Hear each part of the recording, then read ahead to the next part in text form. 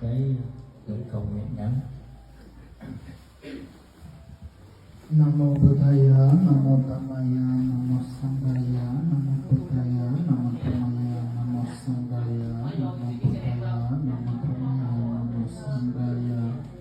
Quý vị Phật, quý vị Phật, quý vị Thánh, quý vị Phật, quý vị Pháp, quý vị Tăng, quý vị Phật, quý vị Tăng. Phong giới cho đạo Phật giáo nào đó, chẳng chịu phải được làm được xuyên đại được sự kiện. Đô la Việt Nam sang cái châu Á châu sang cái châu Á Phật giáo trong nào đó, chẳng chịu phải được làm được sự kiện. Đại cái chữ chữ chữ được làm gì trong là cái gì sang cái Phật. Sang cái châu Á sang cái châu nào đó, chẳng chịu phải được làm được sự kiện. Đại cái chữ chữ đại cái chữ chữ chữ được làm gì. Đô la Việt Nam sang cái châu Á châu cũng cho xuống lại giáo sự kiện sang cái thằng cái đại. 창조내라 교와주 창조스님의 그 구조선을 또 그것을 이제 담겼다기도 창조내라 교와주 창조스님의 나게 남아가게 되는 지게 좋은다니 그는 담겼다 그것이 최근도 okay so tha ngon tí nó bị nào cái xe đen đậu chỗ này giờ quý vị nào có cái chiếc xe đen tại vì vướng đường đó. Cái đây này nè. Dạ, dùng giờ thầy chỉ đây đậu cái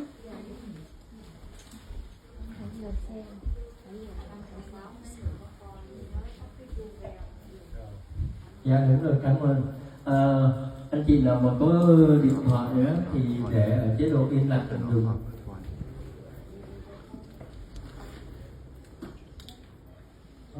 Okay. So today, before I started, the main topic I would like to remind you important steps that as a being Buddhist, we always have to remind devotees, teachers have to remind devotees to checking the motivation and generate special motivations so that can bring us a maximum benefit for the teachings. Thầy nhắc là cái động lực tại vì cái dịch ngắn gọn ha, cái động lực nhắc mình là trong các buổi giảng buổi lễ thì cái mà mình phát cái động lực nghĩa là cái tâm đúng đắn cho cái việc mình tới đây để nghe thì cái đó là cái việc quan trọng. Yeah, first of all, I would like to say thank you very much for the organizer and the temple to giving me the opportunity to share some of the Buddhist teachings.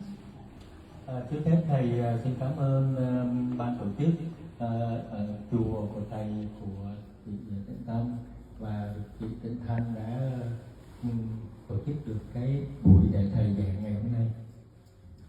In the past several years, I used to come here several times, and I think this is the second time in this temple.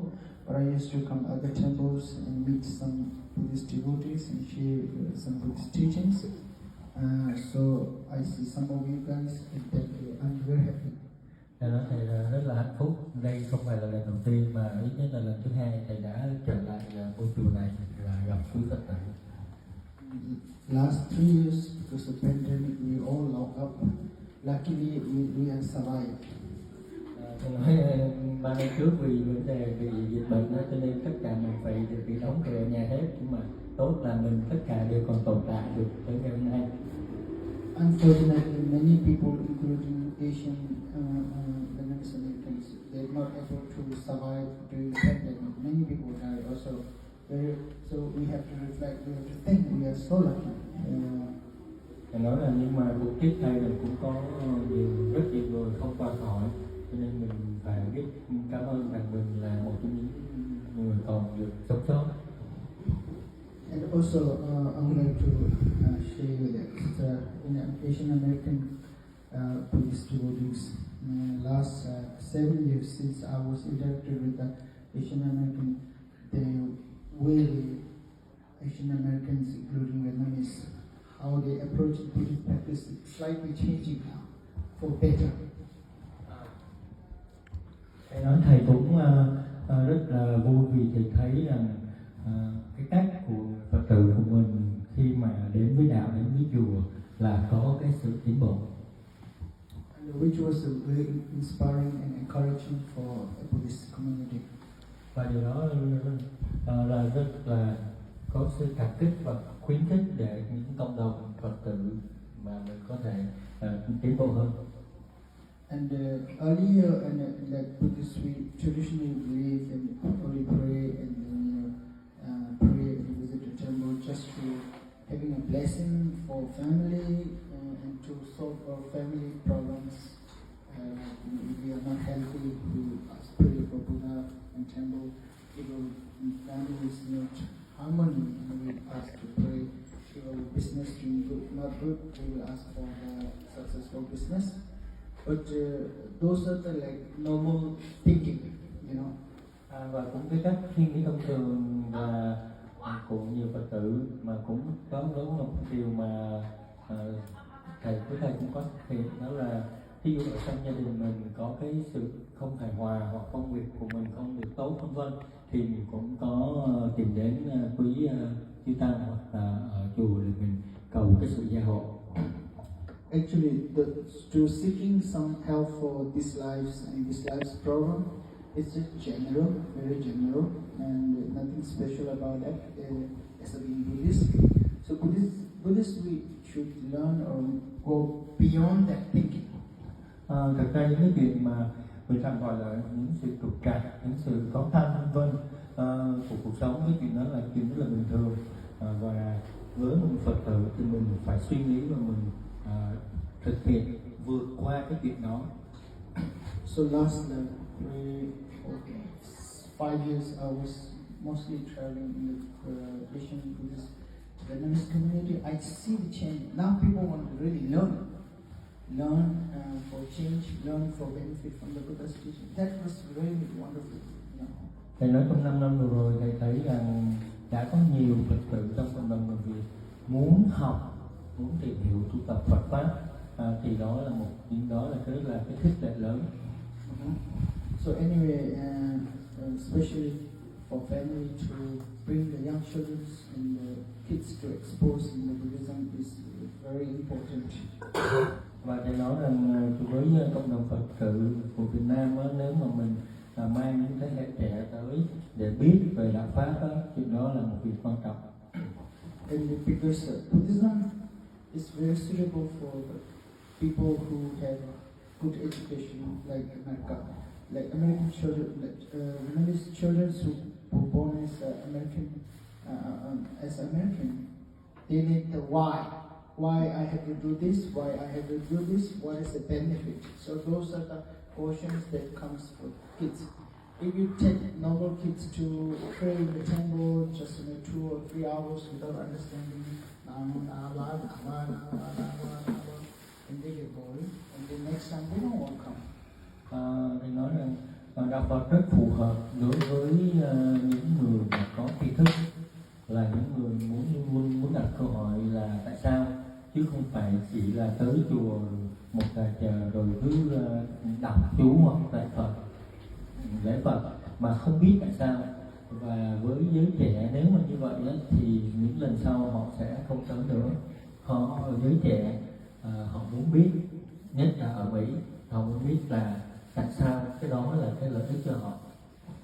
And also how you want your children successful in life is also sometimes it depends on the parents, how you expose the children when they are young, really young.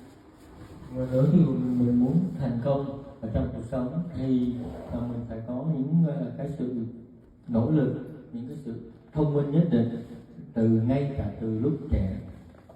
So if you expose the children in the temple and especially Buddhist teaching, and they will when they're young, and then slowly they will learn, and even when they're young, they not apply the Buddhist teaching. When they grow older, they automatically face a lot of challenges and issues, then they automatically remember how to apply those, and then it will become more useful, and they will be ready to listen and ready to practice. Một cái lợi ích là khi mình đưa giới trẻ đó tới chùa sớm để họ được tiếp cận với giáo pháp đó, thì có thể là ngay đó họ không có áp dụng, nhưng sau này khi họ trưởng thành, họ lớn lên đó, và khi có những lúc có thể họ gặp những cái sự khó khăn thì lúc đó rất tự động cái Phật pháp mà họ được thẩm thấu từ hồi nhỏ đó nó sẽ trở lại và họ biết cách để họ áp dụng Phật pháp trong cái cuộc sống của họ. Okay, you have this. I see this in the many families, Lebanese family. Okay, you send your children for the very expensive private schools, best colleges, and they become something else. And they really, in their life, they have no Buddha's teaching, and they also not learn too much about the Lebanese tradition and culture. And then they may become, graduate from one of the Stanford or Harvard or Yale. They have good degree and they make a lot of money, but they are very stressful. They divorce many times. Their children also know education of Buddhism. They will never see you. I mean, like sometimes they call you. They come to see you in New Year. It's a Jumanamai, and they finish, and then no family connection. You want your children like that? Ngay cả mình có những gia đình nói chung đã bỏ rất nhiều tiền cho con cái học những cái thứ rất là đắt tiền và thuần túy việc đời, và họ có thể rất là giỏi và có thể học được những trường như Harvard, Stanford vân vân, nhưng mà những đứa con đó họ không biết gì về đạo pháp hết, và như vậy thì dần dần thì cái việc cuộc sống của họ sẽ xa lánh gia đình, thậm chí một năm chỉ có thể gọi điện thoại về nhà hỏi thăm bố mẹ 1-2 lần rồi thôi. Và khi mà họ không biết Phật pháp đó, thì khi gặp công việc của họ rất là stress đó, thì họ không có cách giải quyết. And then also in choice, like you go to take a temple, pray, they have some enough, I mean they finish the college, get some job and enough money, but have a very good family tradition, serve the parents, take care of grandparents, and they mostly live side by side with the family, and they're very happy. They take care of children, also go to temple, and they do meditation and do learning, and they're so very happy family. And it looks like it's not possible. It's possible. We see that in the family like that. So what I'm saying, basically I'm saying, you choose which, in Buddhism, success of the life is not about how much money you make. It is about how happy you are with your life. Thì nếu mà mình chịu khó mình cho con trẻ tới chùa từ sớm á, thì cái khả năng nghe thì khó, nhưng mà thầy biết là có những gia đình họ thực hiện được chuyện đó, là gia đình vẫn có thể gọi là đoàn kết, tức là gặp nhau, chứ không phải là một năm gọi điện thoại một lần, là người này vẫn còn quan tâm tới người kia trong một gia đình. Thì cái mà đạo Phật xác định nghĩa là cái việc thành công trong cuộc sống của mình không phải là bao nhiêu tiền mình kiếm được, mà là cái niềm vui, cái hạnh phúc của mình và của gia đình, có nhiều hay ít. Okay, so that's just wanted to remind and want to share with you. And now today's topic is about how to resolve or how to pay back the karmic debt. Thì thầy giới thiệu tổng quát như vậy. Bây giờ vô cái bài giảng chính, thì cái bài giảng hôm nay theo cái chủ đề là làm sao mà giải được các oán kết. And before we listen, we should always, as a Buddhist, number one, you should generate the refuge. Means I wanted to take refuge to Buddha Dhamma Sangha, and also this called taking a refuge. It's very important. If you do not take this, or you do not have that kind of mind, first of all, you will not become Buddhist. So, thầy nói là bắt đầu một buổi giảng nói chung thì mình có điều quan trọng là mình phải luôn luôn nhớ quy y tam bảo. Vì nếu mình không quy y tam bảo thì mình sẽ không phải là người Phật tử. And the second is that whenever you teaching or listening teaching, do any Dhamma activities, you have to generate the bodhicitta mind or Maya mind. Cái thứ hai là điểm quan trọng thứ hai là mình ngắn gọn đó là mình phải phát bồ đề tâm, đó là tâm vì tất cả mọi người. So this what it means, as especially Vietnamese tradition and Tibetan tradition, we call Mayanas. Mayana means a great mind. So thầy nói trong tiếng Tibet là Mayana có nghĩa là một cái tâm lớn, tâm thật là bao la. It's not about tradition or it's not about a ceremony. Này không phải là một cái lễ mà một cái nghi lễ về mặt hình thức. It is about how we can benefit to the maximum of the Buddha's teaching. Nhưng mà nó là làm sao để mình đạt được lợi ích lớn nhất sau mỗi một cái buổi và mình nghe giảng pháp. So when we say generating bodhicitta, how we benefit, how should we generate this mind? When we go to temple, listen teaching, I want to learn and then I want to help my family, and I want to learn about myself. That is just a normal thinking, no? Nếu mình cứ chỉ có mở dùng cái chùa hoặc mình đi học lễ vân vân mà mình chỉ muốn nghĩ về trong một riêng mình đó, thì cái đó là một cái suy nghĩ rất là bình thường. But as a Mahayana practitioner should generate a called body mind, means okay, right now I'm an automatic sentient being. I have this problem, I suffer from this. And taking this as example, and then all the mother sentient beings are same suffering. Why we have to think all the mother sentient beings? Because we have an endless of life, plus beginningless life. Beginningless life we born, and then we have a parents, we have a father, mother, and we have relatives. So those who are taking care of us as same like with this life's parents. Therefore, all sentient beings are suffering. Therefore, right now, I have no capacity to help them. Now, who can help them? Only Buddha can help them. So, I need to first become Buddha, and then I can help all the mother sentient beings free from the suffering permanently. For this reason, how can I become Buddha? I will learn the Buddha's teaching, apply them, and purify my karma, and accumulate all the merits, and then I become Buddha. For this reason, today I'm going to listen, I'm going to practice, to the sake of all my mother sentient beings, to become Buddha. So that is how the pure generation of the Bodhicitta mind. Thầy muốn giảng chi tiết là thế nào là Bồ Đề Tâm. Thì hiện tại của chúng ta có những cái việc khổ, nhưng mà những người khác cũng có những việc khổ giống ta hoặc có thể nhiều hơn ta, có thể ít hơn ta. Và chuyện thứ hai nữa là mình đã sinh ra và chết đi từ vô lượng kiếp, không có khởi thủy. Và như vậy có nghĩa là mình có vô lượng bố mẹ.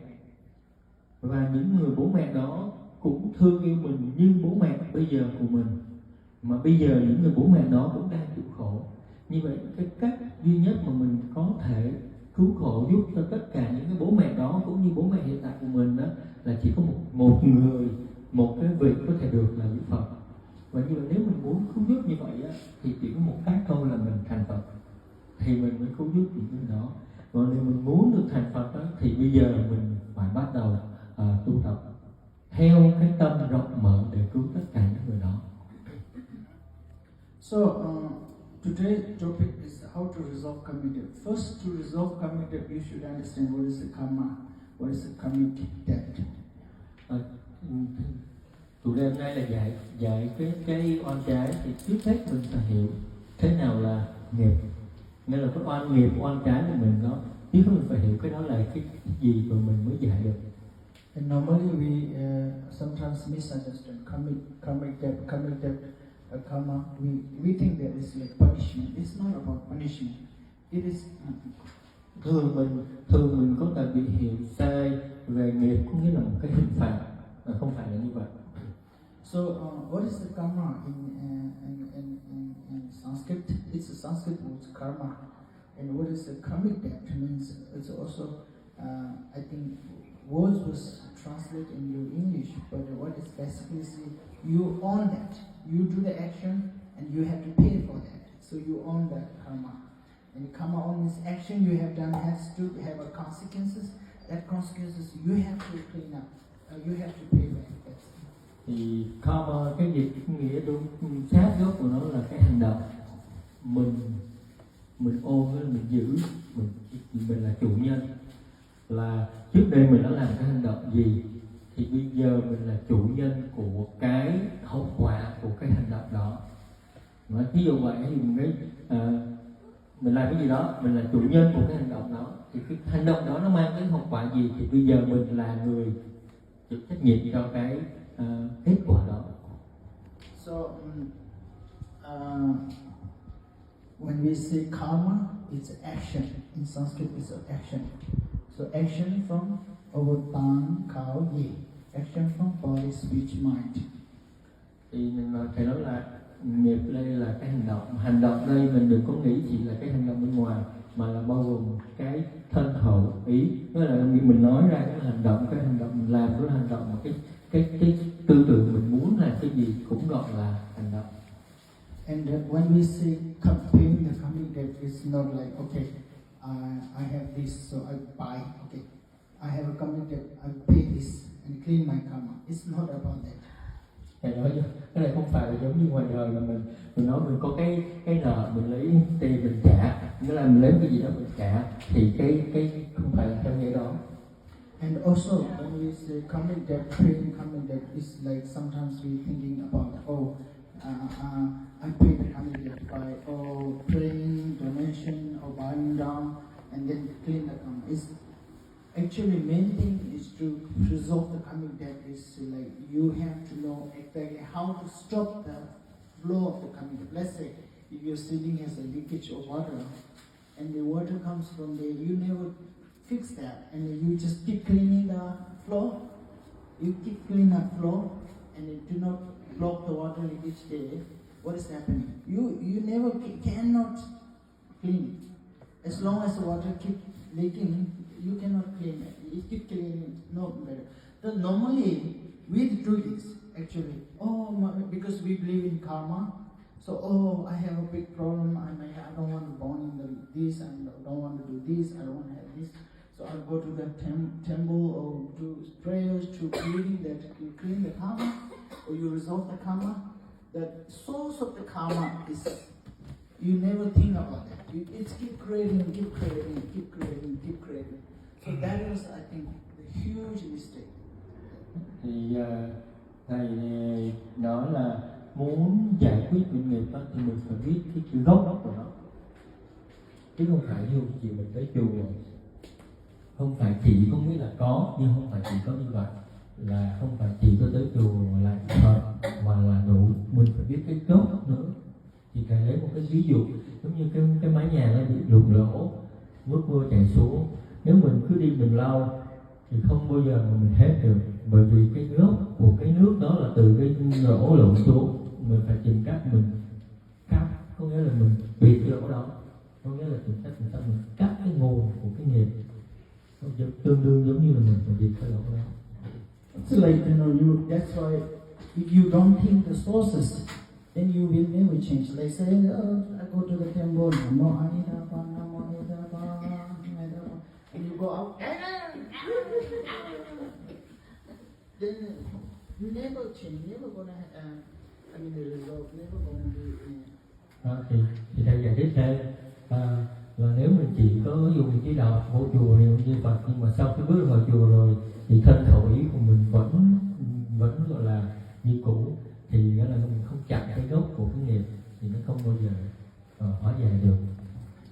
If you do like that and never learn how to stop or how to terminate the source, and then you go entire your life, 25 years go to temple, you are the same person, there's no improvement, nothing. You have more gray hair, more wrinkle, and then you have some person.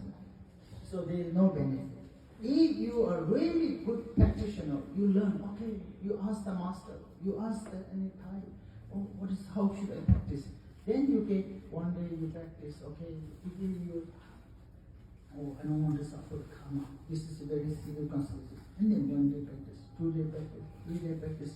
More you practice, the more you calm, peaceful, less yapping, and then automatically karma purified. Thì thầy giải thích chi tiết hơn về cái việc là mình phải, nếu mình là người rất là sáng suốt trong thực hành, chăm chỉ trong thực hành, thì luôn luôn mình nhớ đến cái lời dạy của những vị đạo sư, Ví dụ ngay khi mình vừa mới mình có những cái lời nặng thì mình nhớ liền cái lời đó lời nặng mà mình không muốn tạo nghiệp, ngay lúc đó mình dừng. Thì nếu mình tiếp tục như vậy đó thì mình sẽ tự động giải quyết được các oán nghiệp.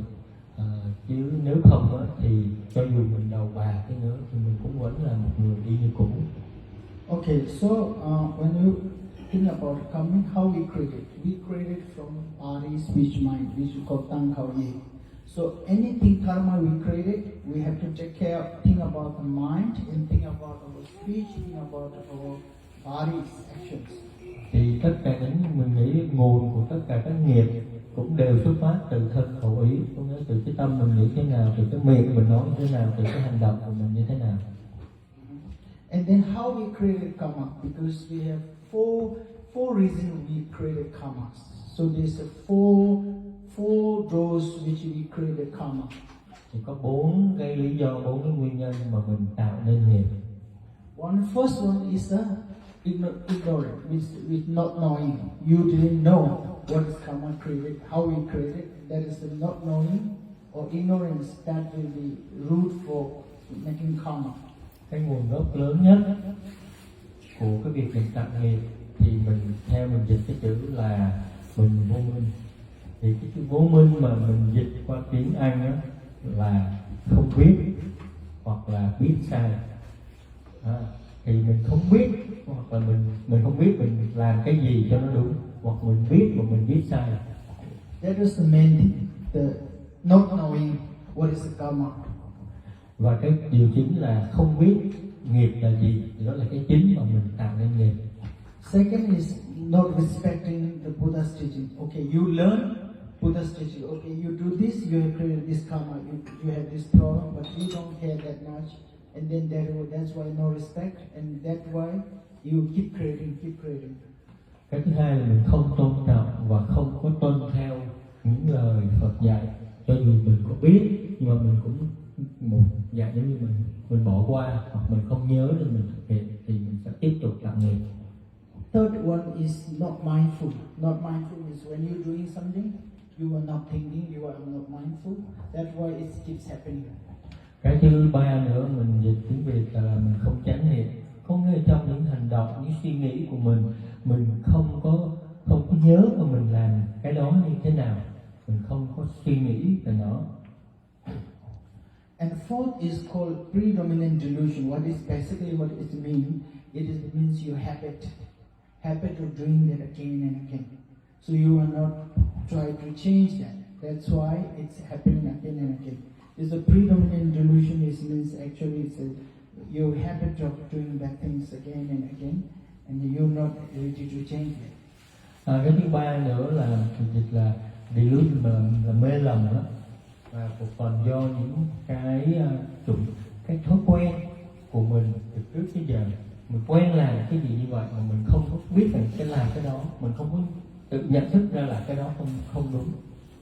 Yeah. Now remember. Okay. What are the four doors that we create karma? What is the first one? Thầy mới hỏi đầu tiên là gì? Ignorance, not knowing, means you have to learn. It basically means you have to learn what is the karma, how you create karma. That is the first one, not knowing. Đầu tiên là vô minh thì có nghĩa là mình phải học. How you say in Vietnamese?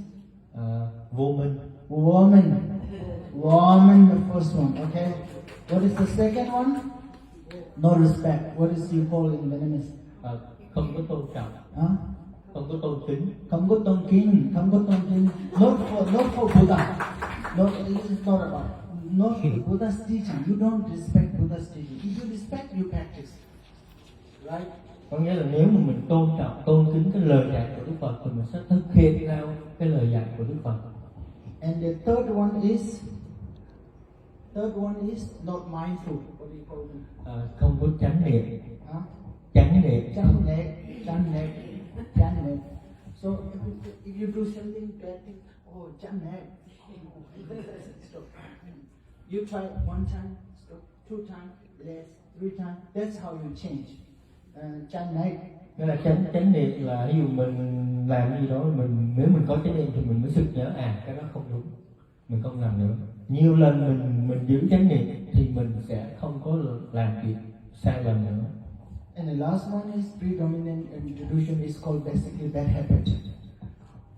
Cái thứ ba mình có thể gọi là cái tập khí cũng được, thói quen cũng được. Ok, ta giữ tập khí hoặc giữ thói quen đi, chắc là cho giới trẻ dễ nghe hơn chứ tập khí mới nghe đó. Thói quen. Okay. Now today remember this. This time you learn this four, then next time, you will automatically, I need to learn the karma. Okay, what is the karma? How I create that karma? How I put karma? Like that. Then it's easy. Second is called no respecting. You love Buddha. You don't want to suffer. Come here. But if you don't follow his teaching is not about him. He is teaching about actually how we change, how we follow to become better, follow not to create a karma. Thì thầy nói lại, nhưng mà có cái đoạn mới thì dịch cái đoạn mới thôi. Cái lời dạy của Đức Phật đó, làm sao thì mình thay đổi mình để trở nên tốt hơn. Còn cái đoạn khác thì thầy lặp lại hơn cho nên không dịch. And then that's why whenever I sit down, practice and check myself. Today, do I do bad things? Okay, I done this. No, I'm trying to practically, I'm not saying just philosophical. I'm just trying practically how you apply in day-to-day life. And then sit down, and the first is you learn, okay? Second, I love Buddha. Why? Because Buddha teaches me I'm not going to suffer. For this, I need to follow his instruction. Like it's like, if you say go to the doctor, and you have cancer, and the doctor say, you shouldn't eat this, you shouldn't eat this, you have to eat this, you should eat this. Then you have a chance to recover or cure. And you go to doctor and you love doctor, doctor said you will be okay, within 5 months you will be free from cancer. And then you never eat his medicine and you never follow what he not to eat, you eat whatever you like, don't eat the medicine, you never cure. Same thing, Buddha, you come to the temple, Ayatapa, and then fight, angry, jealousy, hey, do this, same thing. Similarly, here, respect means respect for Buddha for it to change. What is Buddha's main wish? Buddha's main wish is ask to free from suffering. Ask free from Buddha touch the head and you become enlightened. It's not about it. Buddha teach you how to not create karma so that you will not suffer. Eventually you become Buddha. That is the main thing. Bây giờ mình dịch ngược nha. Là cái cuối cùng thầy nói là cái dạy của Đức Phật đó là dạy mình làm sao để không phạm nghiệp, để mình được hạnh phúc và mình trở thành một vị Phật. Thì phần trước thì nói giống như là mình đi bác sĩ, mình bị bệnh, bác sĩ nói mình không ăn cái này, mình phải uống cái kia, mà mình xong mình về mình cũng vẫn ăn như vậy mà mình không uống thuốc, giống như mình không có tôn trọng lời Đức Phật dạy, mình nghe mà mình không thực hành theo. Thì và phần đầu thầy có nói rằng thầy không phải giảng về cái triết lý cao siêu, nhưng mà khi cuối một ngày thầy coi còn hôm nay mình đã làm cái gì sai, mình đã làm cái gì sai, rồi để mình, cái đó là chánh niệm đó, để mình coi mình không có làm nữa. And the third one is very important. It's mindfulness. Mindfulness means if you have not think about mindfulness every day, you forget because you're busy with this, busy with your family, busy with the job, busy with this. Every time you're doing something wrong, you immediately remind yourself. That's called mindfulness. Remind yourself, I shouldn't do this because I'm Buddhist. I follow Buddha teaching, I respect Buddha. I know that if I do this, it's a created negative karma, and then I'm going to suffer. Therefore, I'm not going to suffer. I don't want to suffer. Therefore, I will do this. Mindfulness. Thì chánh niệm có nghĩa là khi mình làm một cái gì, khi mình làm cái gì sai, mình tức khắc mình biết được cái đó sai, để mà mình không có làm cái điều đó nữa. Thì đó là cái định nghĩa ngắn gọn của chánh niệm. Để mỗi lần mình làm mình nhớ liền. Còn nếu mình làm mình không nhớ là coi như mình sẽ lần sau mình sẽ tiếp tục làm nữa. And if you apply these first three, and then the last one will automatically change comes. Habit will change comes. Your delusion will be lesser and lesser because you are purifying automatically. If you apply these three, automatically creation of negative karma, new negative karma, creation of new negative karma will automatically stop. All one will purify automatically. So this is the first important four foundation that how you stop it, how you resolve the karma. Thì thầy nói nếu mình thực hiện ba cái đó thì cái thứ tư là cái thói quen đó, nó tự động tới với mình. Và cái nghiệp của mình đã trước đây nó sẽ tự tịnh hóa. Thì ba cái đầu là mình phải nhớ là ba cái quan trọng. Thì cái thói quen là cái điểm thứ tư nó tự động tới và mình sẽ được tịnh hóa trong cái nghiệp trước đây của mình. And the second one is most important is we should know what is good karma or bad karma. Điểm kế tiếp thứ hai là mình phải biết cái gì là cái nghiệp tốt, cái gì là cái nghiệp xấu. And philosophically they have different definition. What's easiest to understand bad karma or good karma is something that you do some actions, it hurt other people, that is created negative karma. That is called bad karma because consequences will be negative. Thứ nhất, có nhiều cái định nghĩa nhưng mà dễ nhất là ví dụ mình làm cái gì mà làm cho đau khổ, đau đớn, làm hại tới người khác thì cái đó là cái nghiệp xấu. And it's something that makes people happy and is helpful other people, that is a good karma. Còn nếu mình làm cái gì mà làm cho người ta được hạnh phúc, được vui vẻ, được sung sướng thì cái đó là cái nghiệp tốt. Basically, good karma means the action which produces you a good experience or happiness or satisfaction or joy or good consequences. That is called good karma. You see, something action that created happiness and joy in future or consequences. Yeah. Thì cái đó thì cũng lặp lại thôi, và những cái gì mà mình thực hiện, nghĩa là bằng cái lời nói hoặc hành động của mình để cho người khác có cái tâm, có cái vui vẻ, hạnh phúc, thì cái đó là cái nghiệp tốt, mình đã tạo được nghiệp tốt. Action that created the pain and suffering in future for you and others, that is called bad karma. Còn nếu mà hành động mà làm cho cả mình là không phải chỉ có mình không, có thể hoặc mình hoặc người khác hoặc cả hai bị đau khổ, thì cái đó là mình đã tạo nghiệp xấu. And okay, that is one thing. Second thing is now, since we have this understanding about what karmic consequences, mostly what you should have to do every time best is to, if you know that you have created negative karma, don't leave that. Immediately you have to purify that. Điểm quan trọng kế tiếp là giả sử nếu mình biết mình vừa tạo một cái nghiệp xấu, đừng có để yên nó, đừng có bỏ qua nó, mình phải tịnh hóa nó tức khắc. Now it's a purification is also very, so therefore purification is very important. Và như vậy thì cái điểm kế tiếp tạm vào điểm thứ ba là việc tịnh hóa cái nghiệp xấu là quan trọng. And also purification is not like confession like in other religion, like the Christian just say, oh, go to the Father and I say, oh, please forgive my karma sin. Oh, today I do this, and then Father say, all right, you clean. It's not that. Cái chuyện mà tịnh hóa nghiệp xấu không phải giống như những cái thực hành nơi khác, giống như mình đi tới cha mình sám hối rồi cha nói rồi mình sám hối xong hết nghiệp, không phải vậy. And so there's four fundamental steps to purify the karma. Có 4 cái bước cơ bản để mà tịnh hóa nghiệp xấu. First is called regret. First is to regret, to generate the regret. Thứ nhất là có cái mong muốn là mình muốn tịnh hóa cái nghiệp xấu của mình.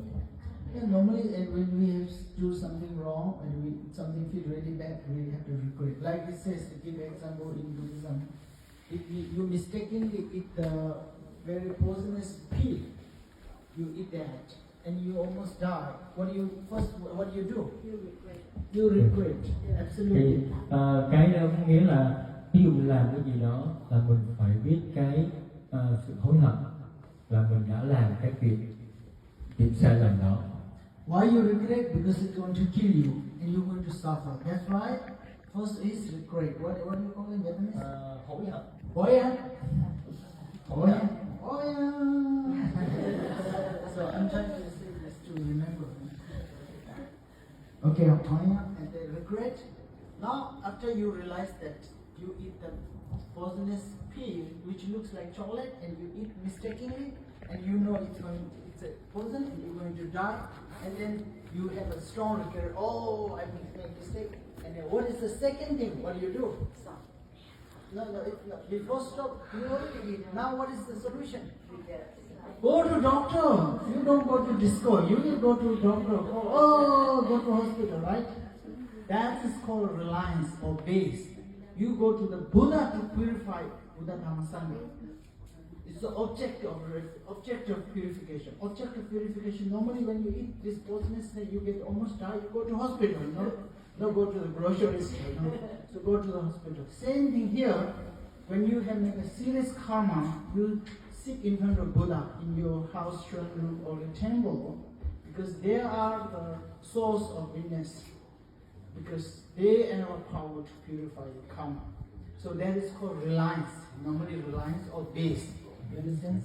Cái thứ hai là dựa vào năng lực của chư Phật để mà mình sám hối. Ví dụ mình tới chùa thì thầy có giải thích ngắn gọn thì chắc là quý Phật hiểu rồi, là bị bệnh thì đi bác sĩ chứ không phải đi shopping. So why we have to go in these two? Actually, this reliance here it's actually Buddha Dhamma Sangha. Why? First we go to when we eat the medicine, we go to hospital, right? First to see who? Doctor. Same thing we go to Buddha. Buddha is like doctor. And then second, what we do? The doctor will what he did. He will give you medicine. You have to eat that to throw out or heal that pill, right? Same thing, we go to Buddha, and Buddha said, okay, you have made this problem, make this mistake, you have to do this. He teach you to purify them. So second is like dharma. Why we have to become the Buddha Dhamma Sangha is object of purification. Why it is? Because second, first you will go to Buddha. And Buddha teach that if you to make this mistake, this karma, you have to do this. That is dharma. Dharma is actually his instruction. It's like pill that you have to eat. Second, you cannot eat yourself, so you need somebody help you because you are very sick. And same thing, we cannot do ourselves. That's why we need ties and a community to help us to improve our practice, right? So that is the three bases. These three bases, three reliance will help us to make stronger and purify our karma. First, if you don't have a regret, you don't go to the hospital, right? So regret take you to the Buddha Dhamma Sangha, and like you go to the hospital, and then hospital you show the doctor, and doctor give you the medicine, you eat the medicine with the help of nurse. You understand? So that's why Buddha Dhamma Sangha is object of reliance. Second. Thì việc thứ ba là mình phải dựa vô Tam Bảo là Phật Pháp Tăng. Thì cho cái ví dụ giống như bị bệnh đó, Phật là giống như mình đi tới bệnh viện, còn Pháp là cái thuốc, giáo pháp của Đức Phật dạy mình phải làm như thế nào để hết nghiệp. Có nghĩa là mình bệnh mình phải uống thuốc gì để hết. Và thứ hai là mình cần phải có quý tăng ni để hướng dẫn mình cách thực hành giáo pháp, cũng như là ví dụ giống như bệnh viện thì có bác sĩ y tá hướng dẫn mình uống thuốc như thế nào. Thì ba điều là Tam Bảo, là mình phải dựa vô là Phật Pháp Tăng. Now the first, second, third one is called remedy or antidote. Remedy or antidote is like medicine. If the doctor will give you the medicine, you have to eat that. Same thing over dharma practices. So here dharma practice, in any purification of any negative karma, very simple things. You remember four remedies. These four remedies are compassion, loving kindness, bodhicitta, and wisdom to realize emptiness.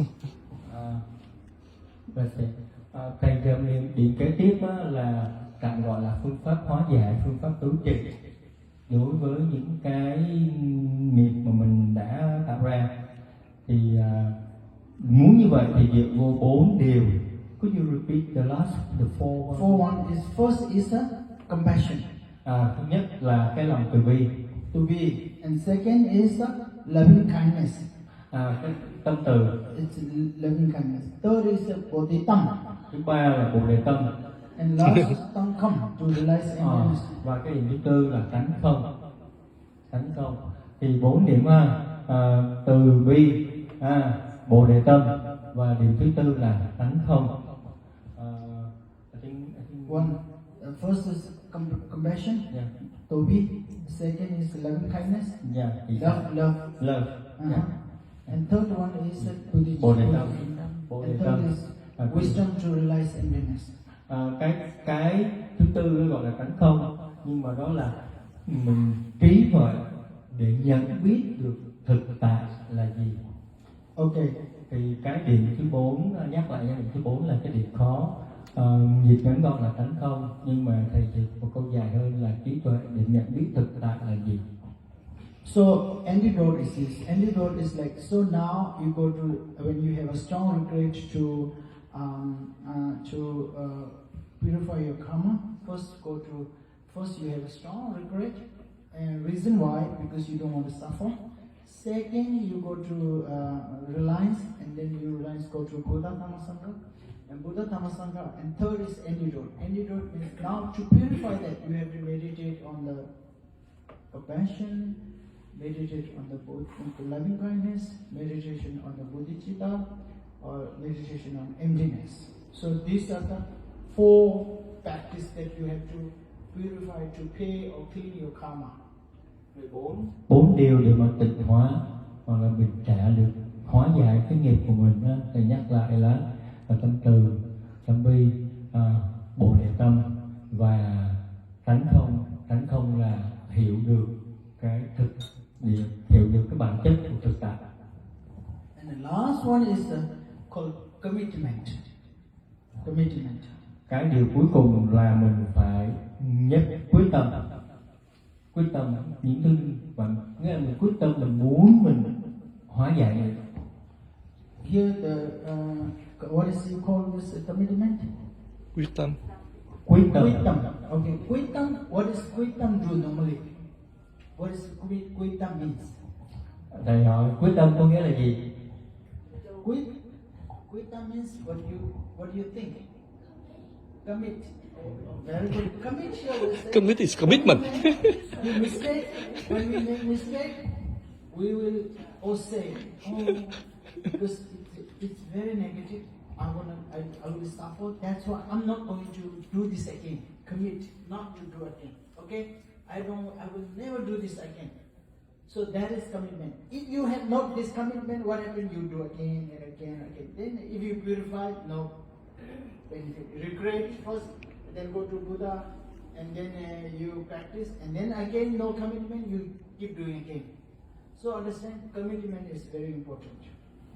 Và dĩ nhiên là nếu mình không có quyết tâm để mà mình không làm việc xấu nữa đó, thì mình sẽ trong tương lai có thể mình sẽ làm, mình có thể làm việc xấu nữa và mình lại tiếp tục nghiệp xấu nữa. So this four is called 4 power of purification. Cái này gọi là 4 cái năng lực để mà tịnh hóa nghiệp. What is that? 4 power of purification. So what are the first one? First one, do you remember? Regret. Thứ nhất, First one, everyone say. First one is regret. Very good. What is the second one? Reliance. Reliance, so you can say base. Reliance or base. What is the third one?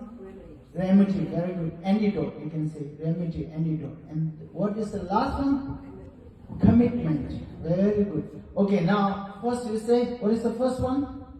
Regret. Very good, very good. You say regret. Remember, okay? This is very important four steps. First one is regret. Second, reliance. Reliance or base sin. Reliance or base. And third one, remedy. Antidote or remedy. Last one, commitment. Very good. Now can you remember the four? What are the first one? Regret. Okay. Second one, reliance. Very good. Third one, remedy. Fourth one, very good, very good, very good, very good, very good, very good. Now we remember. Okay, one more time. First one is regret. Second, reliance. Third, remedy. Fourth, Commitment. Very good, very good, very good. So these four are, if you want to really purify this. Oh, now, first, now also the remedy, antidote or remedy. Remedy have how many to meditate? Remedy basically that time. Okay, remedy here many important to change your mind. Because if you really have hate, angry, that's great, then it come up.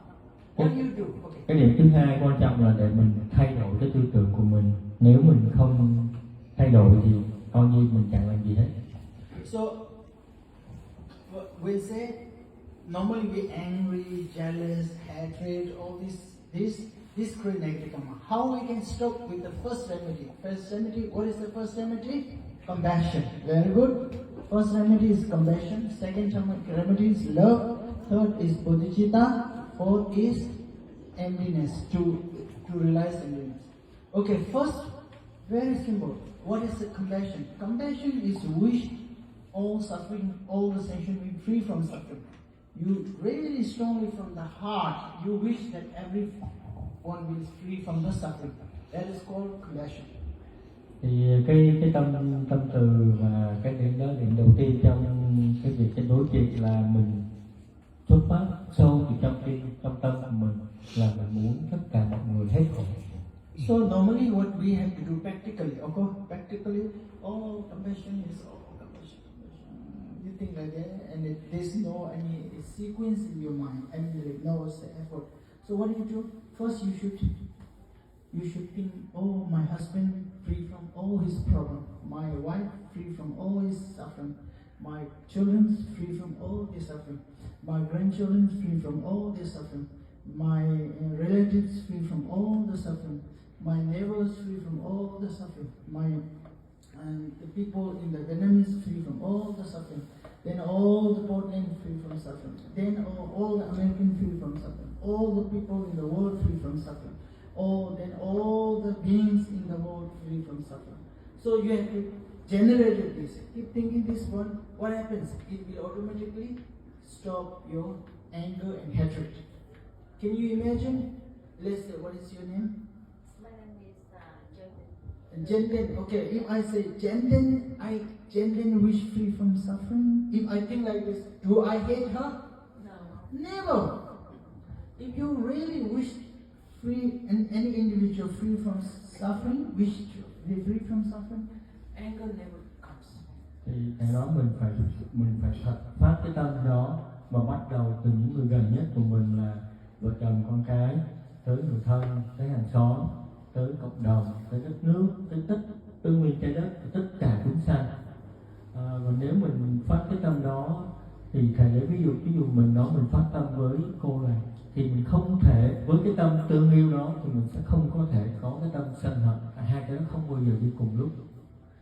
Nếu mà mình phát cái tâm như vậy thì cái tâm sân hận của mình sẽ bị chặn lại đối với tất cả mọi người, và như vậy mình không có tâm sân hận thì mình không có tạo cái nghiệp xấu. So like that's what happens if you meditate on the compassion or love or bodhicitta, and this will be change you not get angry, change you not get jealousy, change you not hatred, change you not get attached, and then automatically the bad karma stops. That's one thing. Second, they have many different ways to purify. Like first we say purify through this deity. Like they have many purification deities, purification Buddhas.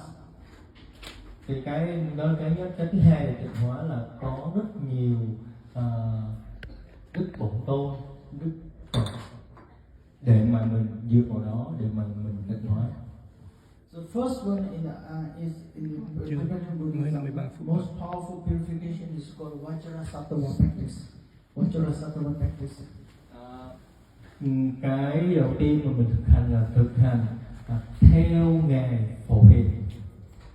Tên đó là tên của ngài Phổ Hiền. Kinh Căn Các Tọa hả?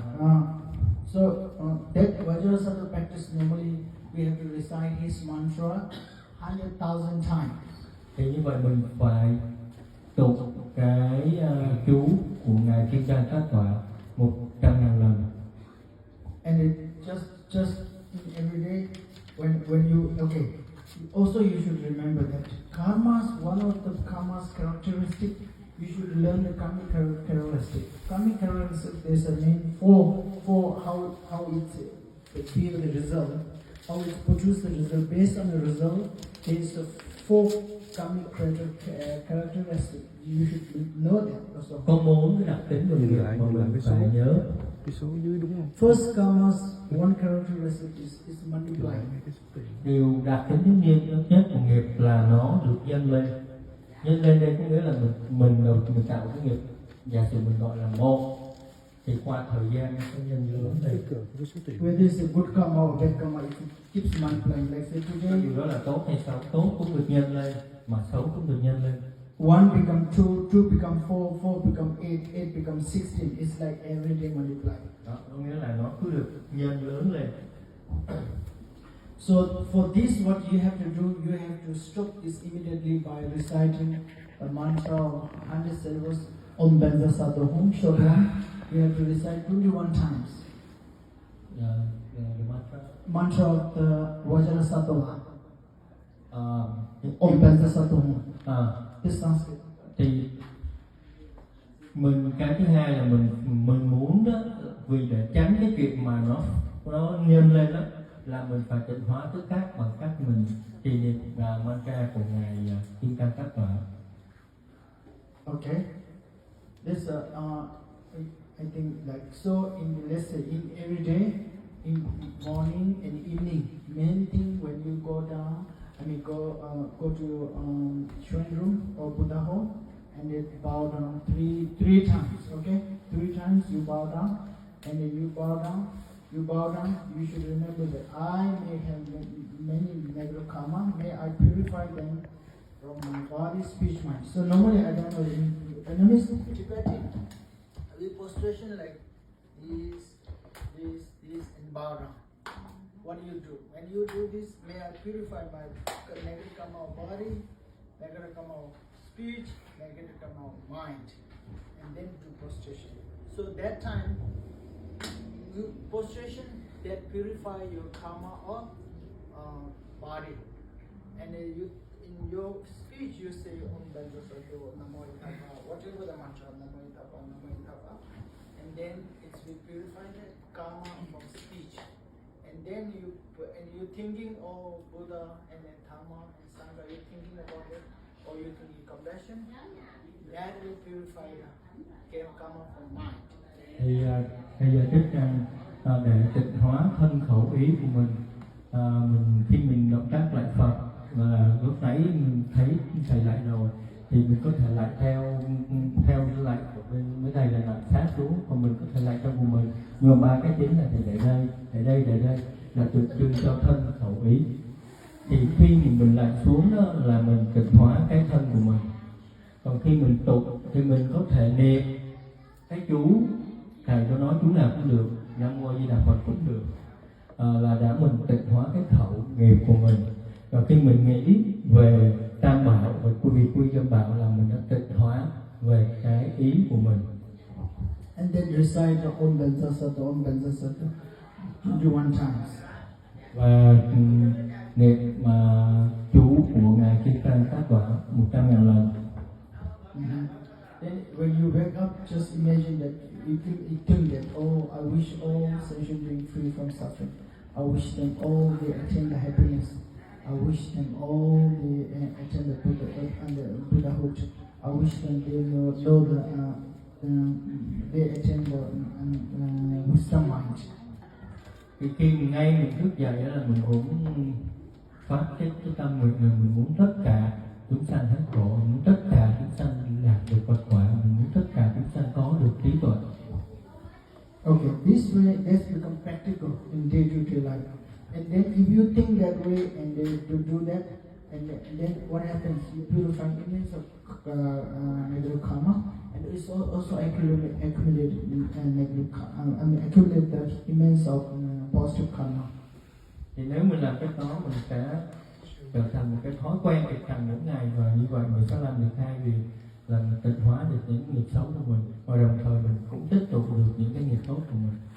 And if you keep doing this for every day in your life, you will become very successful, happy, less sickness, more prosperity, like that. Nếu mình thực hành như vậy thì trong cuộc sống của mình sẽ được hạnh phúc hơn, mình sẽ được thành công hơn, mình sẽ ít bị bệnh tật hơn. No, sometimes people don't believe karma that much. Even we believe, but we have not convinced. And then you should think that some people, like they very relaxed, they do normal things, but always successful, always very happy, family is always in the peace, and their children are very good, and they are not suffering that much, physically very healthy, they make a lot of money, like that. And then sometimes, they work hard, do business, this is very no success, not success, relationships not good, always have family problems, children are not good, whatever they do, why? Why we have caution? Because of karma. You see, most of the people who do properly to the Dhamma practice, they become more successful, more happy, like that. Thì thầy nói rằng có nhiều người tin nhân quả, tin nghiệp, nhưng mà không có được thuyết phục cho lắm về cái chuyện nghiệp. Thì mình nói theo cách nói của người Việt Nam, mình hay nói là mình không có tin sâu nhân quả. Mình tin nhưng mà không tin sâu, là bởi vì mình nhìn thấy có những người họ rất là làm chẳng có bao nhiêu mà họ lại được thành công, hoặc họ chẳng có làm bao nhiêu mà con cái họ thành công, vân vân. Mình thấy cái chuyện đó, không phải có những người làm việc rất là chăm chỉ, khổ cực mà họ lại không được bao nhiêu. Thì cái đó làm cho mình thắc mắc, không biết rằng cái nhân quả, cái nghiệp nó có đúng không. Thì như thầy giải thích là cái nhân quả nó tiếp tục từ trước chứ không phải là mới bây giờ. Thì nếu mà mình thực hành theo những gì vừa dạy thì mình sẽ đạt được trong ít nhất trong cuộc sống này, mình sẽ được hạnh phúc hơn, mình sẽ được mạnh khỏe hơn. Second, also the characteristic of karma is karma once you create it will never just waste. If you're not purified, it will be always there. Cái điểm đặc điểm thứ hai của nghiệp là một khi đã tạo ra thì nó không bao giờ mất đi, cho tới khi mình tịch hóa nó, còn tự động là đã tạo ra là nó sẽ ra quả. And third one is karma is definite. Definite means karma what you have created, you will be experienced exactly like that, not any other things. Mà nghiệp là nhất định, có nghĩa là mình đã tạo cái nhân A là mình sẽ có cái quả B. And also, if you have a karma of killing, it will not be your other result. You will be experience exactly like killing. Và cái đó là form one. No. Karma, it's a characteristic, not characteristics, a definite karma. Thì giải thích nếu ví dụ mình tạo cái nghiệp giết người thì mình sẽ nhận được kết quả như tương đương với cái nghiệp giết người. The last characteristic of the karma is it is karma that you have not created. You will never need to experience the consequences. Và cái điểm cuối cùng là nếu mình không tạo cái quả là cái nghiệp A, mình sẽ không nhận được cái quả. Có nghĩa là mình nếu không tạo cái nghiệp đó thì mình sẽ không nhận được cái quả tương ứng. Nghĩa là mình không tạo là mình không có bị. Reason why? Because sometimes we worry, I may have created negative karma, maybe I have to suffer like that. You don't need to worry about that. As if not you have done, you don't need to worry. If you have done good thing about karma, negative karma. Actually, negative karma have no good qualities. Whatever you say, negative karma always brings suffering. There's one good quality of the negative karma. It can purify. Nghiệp xấu là chắc chắn mình sẽ nhận được cái quả làm cho mình đau khổ, hoặc là làm cho mình nhận những cái kết quả xấu. Nhưng mà một điểm tốt của cái nghiệp xấu là có thể tịnh hóa được nó. And also people thinking, everything karma, this is my karma. They're thinking like, I cannot change. No, you can change. If you are not successful, you have a lot of problems. That's my karma. I have to suffer the whole night. I have to pay back. It's not about that. If you really have suffered, then you immediately, realize the four power, use the four power and purify. purify, and then eventually you will become better and better, and you become more happier and more happier. Thầy giải thích thêm về cái nghiệp. Có người nghĩ là cứ cái mình bị cái gì mình không hề, mình bị luôn, thì nó không phải như vậy. Tại vì nếu mình dùng cái 4 năng lực mà để tịnh hóa nghiệp đó, thì mình sẽ tịnh hóa được, từ từ mình sẽ được giải được cái nghiệp đó. Okay, so I think I don't want to talk too much, then you will not remember, you will forget everything. So first you should remember that we have four things that we have karma created. So what are they? First is ignorant. Second is not respecting the teaching. Thứ hai là không có tôn trọng lời Phật dạy. And third is not mindful. Thứ ba là không có chánh niệm. And last one is you're not changing the habit. Cái cuối cùng là cái không có cái thói quen của mình không thay đổi. And when you purify, you have to use the full power. Và khi tịnh hóa là mình dùng 4 năng lực để tịnh hóa. What are the four powers? First one. Regret. Okay. Thứ nhất là mình hối lỗi. And last one, and the second one, reliance. Dựa vô tam bảo. Third one, limity. Very good. Đối trị đó. And the last one, Quyết tâm. remember this four. Okay. Now, all of the practice Buddha have simplified and put in very easy category. Put into where we create karma. We create karma from 3 doors. What are the 3 Mình doors? tạo nghiệp từ 3 cái cửa. From tam, khẩu, yi. We create negative karma from Từ thân khẩu ý của mình. body, speech, mind. So Buddha said, okay, if you create the karma, you have to practice this 10 virtues. What do you call it? 10 virtues. Not doing 10 non-virtue. Thì có nghĩa là mình tạo từ 10 cái nghiệp lành và 10 cái nghiệp xấu. Okay. 3 from the body. 3 cái nghiệp xấu từ thân mình. 4 from the speech. 4 từ cái khẩu của mình. 3 from mind. Và 3 cái từ cái ý của mình. So Nếu người thiện nghiệp á, thập thiện nghiệp á, mình hay nghe nói thập thiện nghiệp đúng không? Thì đối với ngược lại cái đó là thập thiện ác. Thì 3 cái thiện, 3 cái điều đầu tiên là từ thân. okay, so Buddha said, don't do these 3 from the body, don't do these 4 from the speech, don't do these 3 from the mind. Buddha said that. Thì mình tránh làm 3 cái nghiệp xấu từ thân, 4 cái từ khẩu và 3 cái từ ý. What is the first thing the body is for killing?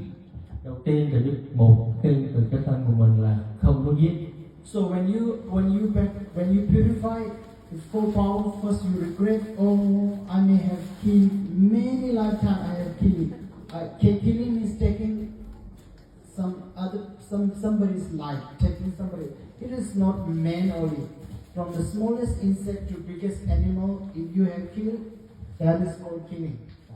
Mình đầu tiên mình phải suy nghĩ rằng là từ vô lượng kiếp tới giờ mình đã giết rất nhiều, từ con côn trùng nhỏ cho tới lớn nhất như con người. What is the second one? It's called stealing. Stealing means Cái thứ hai là ăn cắp.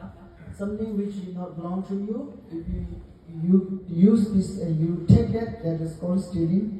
And also, it's the most common things we have. Of course, we don't steal big money or something like that. And then, of course, we have done a lot of things in the past.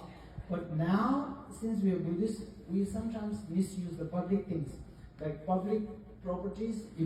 This not belong to us; it belongs to public. So, which means if you misuse, it's also part of the stealing. Cái thứ ba là ăn cắp. Thì cái chuyện ăn cắp bình thường thì mình biết thầy giải thích. Cái chuyện nó cái gì hơn là nếu mình dùng sai đồ công cộng đây ví dụ của tam bảo hoặc là đồ công cộng là của xã hội cũng vậy. Nếu mình dùng sai, tức là không phải của mình mà mình dùng hoặc mình lạm dụng thì cái đó cũng được gọi là ăn cắp. What is the third one is called sexual misconduct. Sexual misconduct means you have a relationship with the wife or husband or boyfriend or girlfriend which not belong to you and is belong to somebody else.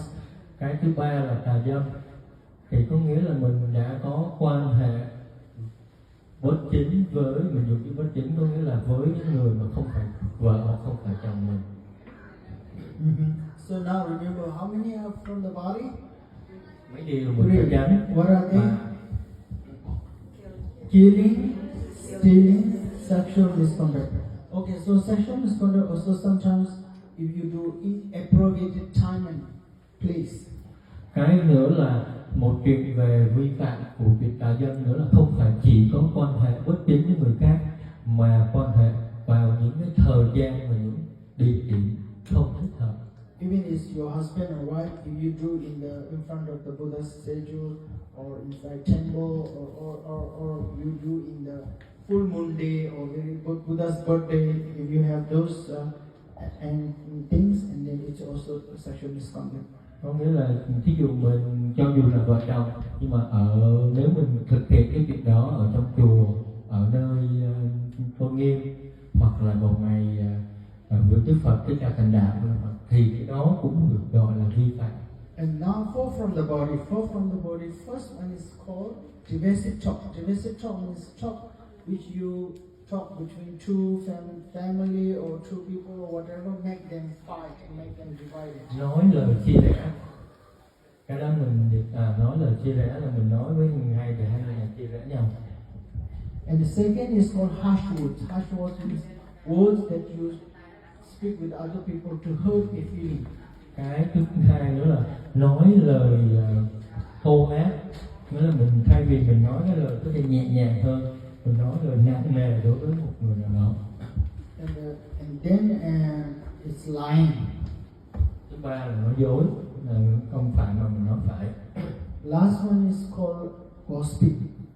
Nói phím, nói chuyện tầm phào.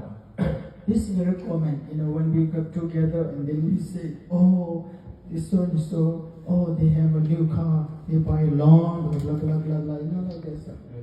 Gossip đó, nghĩa là mình không có nói chuyện tám hết dạ. It's a very negative. Vì đó là cái nghiệp xấu.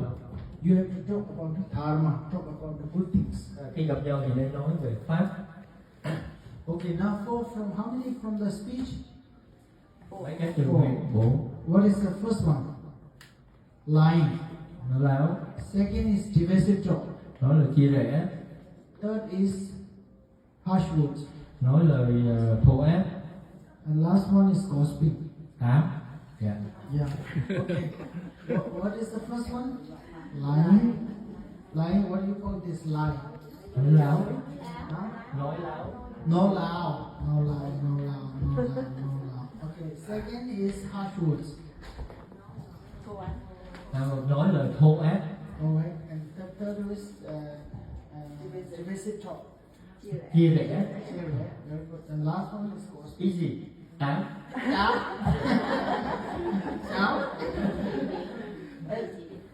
Easy one, most easy. Okay, 4 from the speech. Okay, remember. And if you stop doing this, automatically you practice the virtue. Cái này nếu mình không có làm cái chuyện nghiệp bất thiện thì tự động là mình đã có được cái nghiệp thiện. And the most dangerous is actually easiest one is what is called? What is it? Down. It looks like easy, but it was most dangerous. Now when we phone, hey, no. Thì thầy nói cái đó là cái dễ phạm nhất, tại vì cái đó là mình hay. Khỉ 8. Okay, now the 3 from the mind. Rồi 3 cái từ ý của mình. First one is called wrong view. Cái đầu tiên gọi là tà kiến. Đúng rồi. Tà kiến là mình có cái nhìn sai. Wrong view means there's no Buddha, no enlightenment, no life after death, there's no karma. Và ví dụ đó, cái mình gọi là tà kiến là không có nhìn đúng, ví dụ không có Đức Phật, không có nghiệp, không có đời sau, không có cái cuộc sống sau khi chết. Especially in the Asians, sometimes we do that. Okay, we go to temple, offer some donation. I die. Today I have this for my children. I apply the job and please pray for me. Okay. Cái đó cũng là tài kiến, cái đó giống như hối lộ vậy đó, là đem cúng dường rồi nói hôm nay con mình đi thi rồi gì đó, hoặc đi xin việc để cho nó nhận được việc. Mình nói ngắn gọn giống như mình giống như hối lộ vậy đó. And then you don't get the job. You say, oh no, I am in the temple, no power. Nếu mà mình không nhận được việc đó thì mình lại đi được quay lại mình nói mình hối lộ mình không có được. I don't believe in, I don't believe in karma. Oh, horrible! I have this. I offer $500 and now my children don't get job. Không tin. Thì đó cái đó là một cái tà kiến, cái thấy sai. It's created huge negative karma. It blocks all the good karma to come. Thì cái tà kiến đó là một cái khá là nặng, bởi vì nếu mình khi có cái đó là nó ngăn trở tất cả những cái nghiệp tốt. Bởi vì mình có tà kiến, có nghĩa mình sẽ không thực hiện cái việc đó, mình phải ngăn cản tất cả những cái việc tốt. If any temple or any master say, okay, give me $500, I will pray that your son will guarantee get the job. Then maybe you can sue them. Thì đó, nếu mà chùa bảo là còn nếu mà đi 500 là nhận được việc đó, thì mình có thể đi ra hình thương ngoài được. Most of the temple masters say, oh, we pray, we wish, and you also pray. You also pray, and you make sure that you have all the requirements, and we pray. Nghĩa là hầu hết những chùa sẽ nói quý thầy cũng sẽ cầu nguyện, bản thân mình cũng phải tham gia cầu nguyện và mình cũng phải có đầy đủ những cái yếu tố cần thiết. And also it's come down to the karma, because it needs karma to repent. So repent means you have to pray, you have to accumulate a lot of resources that required to get that whatever you want. Và cuối cùng cũng có nghĩa là cuối cùng cũng phải cái nghiệp đó nó phải được đền nợ, cái quả đó nó phải ra trả bằng cách là mình tích tụ những cái việc làm từ tốt trước bây giờ, thì cái mà mình làm thì mới có một cái lúc mà cái nghiệp đó nó ra quả. Okay, now today we learn something. 10 we have to practice every day. We practice 10 non-virtues. They practice 10 virtues and refrain from 10 non-virtues. Nghĩa là mỗi ngày mình phải nhớ mình không có làm 10 cái bất thiện nghiệp và mình làm 10 cái thiện nghiệp. What are the 10 non-virtues? 10 cái bất thiện nghiệp là gì? They're divided into 3: body, speech, mind. Khẩu, ý. What are the 3 from the body? Killing, Giết người, stealing, đó là sexual ăn misconduct. cắp. And Giết người, ăn cắp và tà dâm. okay, and then 4 from the speech. 4 từ cái khẩu của mình. What are the 4? Lying, very good. Gossip, divestiture. And then last one, damn, gossip, okay. And then Nói lời thô ác. harsh words, very good. Remember, harsh words, gossip, divestiture, and lying. So normally you say what is lying? Lying means something which is not true. There is any purpose of, some people say a lie, a white lie. They say the white lie is good, not good. If something not true, it's a lying. Okay, and then lying, and then gossip, divisive talk. Divisive talks are also very common. Okay, and yeah, so divisive talk and 4. And then what are the 4 from the mind? 3 from the mind. 3 cái ác nghiệp từ tâm là Wrong view. Nhầm. Đó là tà kiến. Oh, I didn't tell the 3 from the mind. Vâng. Yeah, one is called, okay, first one in the mind is a wrong view. Second is called intentional harming. Intentional harming means you wish them harming. Even Đó là you don't do mình it. có ý muốn hại người nào đó. Harm somebody that you don't like. Yeah, that's, right? And then also sometimes you people don't like and if their business is not good. Oh, very good, now their business not successful.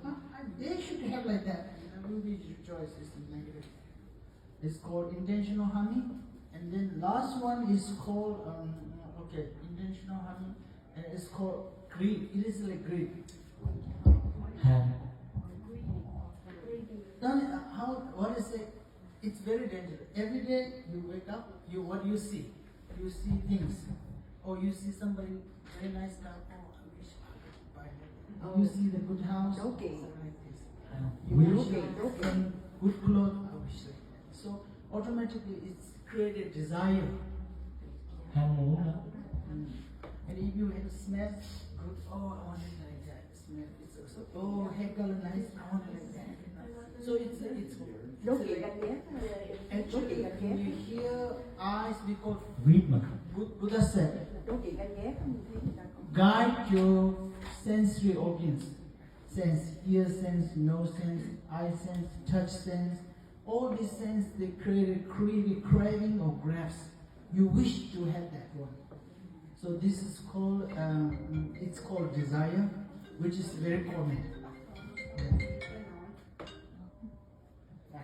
Thì nó mình thức dậy mình sẽ thấy rất nhiều thứ, mình thấy mình có cái xe đẹp, có cái gì thơm vân vân, và mình thường là mình tức khắc mình ham muốn, mình muốn có được cái đó. Okay, three from the mind. First is wrong view. Second, intentional harming. Very good. Third one, greed. Okay, this remember this. So when you practice non-virtue, practice 10 virtue means if you do not try not to do these 10 things from body, speech, mind, you are practicing with 10 virtues. Đó là khi mình đã thực hiện cái việc tránh không làm những 10 cái bất thiện niệm, có nghĩa là mình đang làm cái việc thiện niệm. Also, people think, oh, that's easy. I know the 10 non-virtue, and never practice. You have to practice it. Because if you practice that, number one, it will let you not born in the low realms. If you practice all these 10 non-virtue, based on how you motivation, like if you say, I don't want to born in the 3 low realms, hell, hungry ghosts, and the animal, you practice this, you will not born there. Nếu mình chắc phải thực hành, nếu mình muốn không có bị rơi vô 3 cái cảnh giới xấu là địa ngục, ngạ quỷ, súc sanh, thì mình phải thực hành cái thiện niệm. And if you do not practice this, and you want to born to Pure Land, Namo Ayatapa, Namo Ayatapa, 24 hours whole your life, and you do all these 10 virtue, 10 non-virtue, 10 non-virtue, you're not going to Pure Land. Thì nói nếu mình muốn về cực lạc mà mình không thực hành, không tránh bất thiện nghiệp mà mình phải thực hành thiện nghiệp, thì mình có ngày Phật 24 tiếng một ngày thì mình cũng không có được vãng sanh. Okay, so I will not talk too much, and then now, remember what are the 4 main door that we make karmic creation? What are the 4 things that we make karmic creation? First is ignorance. Là vô minh. Second is not respecting Buddha's teaching. Không tôn trọng lời Phật. Third is not mindful. Thứ ba là không chánh niệm. And the last one is not taking the habit. Đó là cái thói quen. And what is the karmic? How to purify the karma? With the 4 powers. 4 năng lực để mà tịnh hóa nghiệp. First power is regret. Second, Hối hận. reliance. Very good. Điều Third, là Phật dạy. remedy. But the fourth one, commitment. Wow! If you learn like this, you guys can teach all Khoảng the 11 giờ women rưỡi temple. ở dưới cái đồng hồ đó. Really? Nhưng mà phải nhớ nha, sắp xong rồi. Đi lên. Wonderful. And then, and what we have to practice to practice 10 virtues. What are the 10 Và virtues? thực hiện 10 cái thiện nghiệp, tránh 10 cái bất 10 thiện nghiệp. virtues. First from the body. How many are body? 3. What is first one? Killing. Very good. Second, stealing. Third, sexual misconduct. Wonderful, wonderful. And 3, 4 from the mind. Wrong. Very good. Second, intentional harming. No. That is the mind. First from the speech. Speech first is the lying, divisive talk, harsh words, and gossip tongue. Okay. Tongue. Today I learned tongue. Okay, this is 4. And now the 3 from the mind. First is wrong view. Very good. That wrong view is very important. Wrong view. And second, intentional harming. Last one is greed. Very good. So today we learn 10 non-virtue. This I'm telling you the basic. If you go this, it will be entire. We all Buddhists learn all this. And like 10 non-virtue, we will learn 1 year about how. So anyway, foundation. Now, okay, when we have antidote, when you do the regret, and then who are the reliance? Reliance, Buddha, Dhamma, Sangha. Very good. And then, reliance. What are the antidotes? Antidotes are 4. Compassion, very good. Loving kindness. Third one, bodhicitta or bodhitam. And last one is, we cannot say Indian. We say, develop the wisdom to understand the emptiness. To develop the wisdom to understand the emptiness. So you have a wisdom to understand the emptiness. Nghĩa là phát triển cái trí tuệ của mình để hiểu được tính không. Yeah. So 4 power, okay? 4 power and remedy important. Remedy is like what medicine you have to eat to purify or resolve your karma. The best one is compassion, bodhicitta, and loving kindness, and to realize emptiness. These are the most powerful. If you meditate 1 minute about compassion, it purify 1,000 years negative karma. If you donate $1 million, good. $1 million doesn't purify that much. If you have compassion, loving kindness, and compassion for 1 minute, it will purify many years negative karma. Thầy giải thích ngắn gọn là nếu mà mình ngồi mình thiền định về cái lòng từ bi á, 1 phút thôi thì cũng đã hóa giải được rất nhiều nghiệp xấu, còn hơn là mình cúng dường 1 triệu đô. Dĩ nhiên là cúng dường thầy không nói là tốt, nhưng mà so với cái chuyện kia thì tốt hơn. Lúc một cái đoạn đầu thầy có giải thích một cái, thầy giải thích cho quý vị, thầy nói là thầy dạy nó cơ bản thôi. 10 cái thiện và bất thiện này đó, quý thầy cũng phải học trong vòng 1 năm. Có nghĩa là vì quý thầy học rất là chi tiết, rất là sâu xa, thì dạy cho mình là dạng ngắn gọn. So when you know this and then sit in your room and sit in your room. Main purpose to go to temple is not to have a successful business or healthy family. Main thing to go to temple is I'm going to purify my karma. How I create it? I create this from body, speech, mind. How should I do 10 non-virtue action? I create negative karma. In future, I want it. Because of that, I suffer. That's why I don't want to suffer. I want to purify using the 4 power. Okay, what is the 4 power? First is I need to create regret, strong regret. And how the strong regret come? Because I don't want to suffer. These consequences are severe. So I don't want to come and suffer in future and now. Therefore, I wanted to have the line of Buddha Dhamma Sangha and trust Buddha's teaching and then practice Buddha's teaching, that Dhamma, and then that practice is I practice the compassion, love, bodhicitta, and develop my wisdom to understand Thankam. That is my remedy, and that if I have remedy, and then I automatically have to commitment to not do again. For this reason, every day I will be mindfulness about my actions from my speech, body, and mind. Therefore, if I do something wrong, I wanted to remember these 10 things that I shouldn't do from body, speech, mind. Meditate. For this, if I do, then I suffer all such things, and suffer. For this, I need to stop this. wish that, I want to free from myself from suffering, then called self-compassion, called renunciation also. Then every day you do like this, and then you say, Namo Tapa, Namo Tapa, Namo Tapa, Namo Tapa. Compassion grows, wisdom grows, purify karma, create a merit. These are the 4 conditions you born in pure land. To born in pure land, you have a 4 conditions. Number 1, you must have a bodhicitta. Second is you have to purify your karma. Third is your accumulated merits. Fourth is your desire, wish to go to pure land. If you have those things, nobody can stop. You can die happily and say, come on. You don't need to call any I or something, you can die. Otherwise, you don't do this.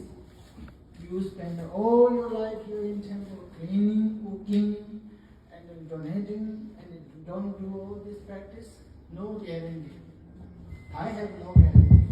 Thì thầy nói ngắn gọn ha, là thầy chỉ muốn về cõi cực lạc cái ý thích phải có 4 điều: có bồ đề tâm, tích tụ những cái nghiệp thiện, hóa giải những nghiệp xấu, và có cái nguyện được bản thân. Và nếu mà thầy nói là nếu mình làm được chuyện đó thì không cần gọi thầy nào hết, tự mình có thể được. Khúc đầu thầy có nói là cái chuyện mình đến chùa là không phải để cầu được giàu sang hạnh phúc, mà đến chùa là để mình hóa giải những nghiệp xấu của mình và mình tích tụ những nghiệp thiện. Còn cái khúc giữa thì thầy giảng lại thì chắc hỏi dịch cho quý vị. Okay, we stop here. Thank you very much. And I take some time for any questions and answer. A question and answer. If I know, I will answer. Please ask anything not related. Quý Phật tử có gì hỏi? Dạ. I wasn't sure that I understand that when you said committed of that karma and then purified